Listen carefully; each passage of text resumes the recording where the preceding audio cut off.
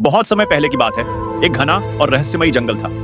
उस जंगल में हर प्रकार के जानवर रहते थे, छोटे भी और बड़े भी। लेकिन उन सब में सबसे विशाल और ताकतवर था हाथी। हाथी को अपनी ताकत पर बहुत घमंड था। वह जब चलता तो पेड़ हिलते, जमीन कांपती और बाकी जानवर डरकर रास्ता छोड़ देते।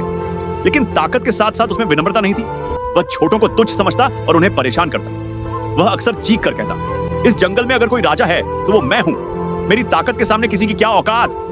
जंगल के छोटे जानवर डरकर चुप रहते थे। कोई विरोध करने की हिम्मत नहीं करता था। एक दिन का हादसा, एक दोपहर हाथी जंगल में घूमते घूमते एक छोटी सी चींटी की बस्ती के पास पहुंचा। वहां बहुत सारी मेहनती चींटियां अपना घर बना रही थी, खाना जमा कर रही थी। हाथी को उनकी बस्ती देखकर हंसी आई। हाँ, इतने छोटे छोटे घर, जरा देखता हूं। हंसते हुए उसने अपना भारी भरकम पैर उठाया और मजाक में एक चींटी के घर पर रख दिया। पूरी बस्ती मलबे में बदल गई। कई चींटियां मारी गई। एक छोटी सी चींटी जिसका नाम मीरा था बच गई। वह कांप रही थी पर उसकी आंखों में डर नहीं, आक्रोश था। मीरा ने गुस्से से कहा, तू बड़ा है पर तेरा घमंड तुझसे भी बड़ा है। तू समझता है तू सब कुछ कर सकता है, लेकिन तूने हमारी बस्ती उजाड़ दी। अब तू इसकी सजा भुगतेगा। हाथी जोर से हंसा। तू करेगी मुझसे जंग? तू तो मेरी सूंड की धूल जितनी भी नहीं। मीरा कुछ नहीं बोली, लेकिन अंदर ही अंदर उसने एक योजना बना ली थी। रात का बदला रात का समय था। जंगल शांत था। हाथी गहरी नींद में सो रहा था। तभी मीरा अपने सैकड़ों साथी चींटियों के साथ आई।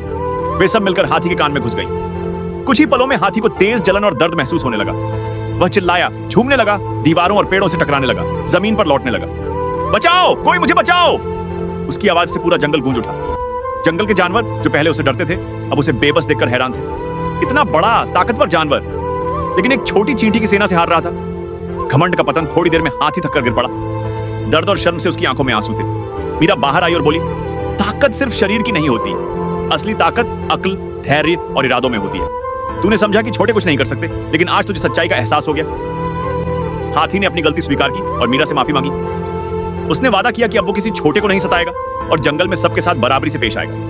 सीख, कभी किसी को उसके आकार, हालत या रूप से मत आंको। कभी कभी सबसे छोटी चीजें ही सबसे बड़ा सबक सिखा जाती हैं। ऐसी और कहानियों के लिए AI24 की स्टोरी को अभी सब्सक्राइब करें।